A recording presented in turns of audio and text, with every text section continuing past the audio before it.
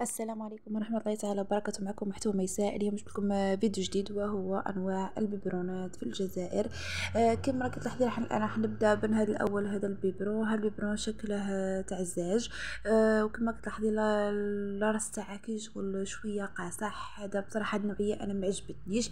كذلك كاينة هذه النوعية كذلك هي شكلها تاع قرن ماشي زونان.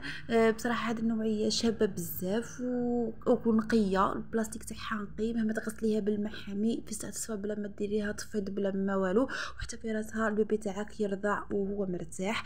كذلك كاينه هذه النوعيه هذه. بصراحه هذه ماشي شبه النوعيه لا في زاجها ولا حتى في راسها ولا حتى في شكلها. الطفل تاعك ما يبقاش مرتاح في الرضاعه. الراس تاعك كيبقى يرضع يبقى ينحنى.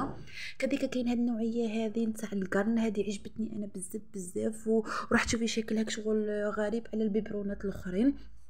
كيما كتلاحظي شوفي راسك شغل مهود.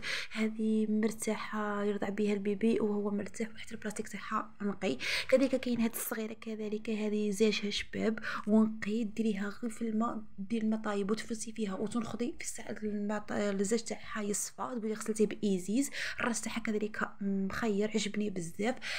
نتمنى ان شاء الله يكون عجبك الفيديو. وهذو هما انواع البيبرونات. نتمنى ان شاء الله ما تنسينيش باللايك والشير والاشتراك في القناة.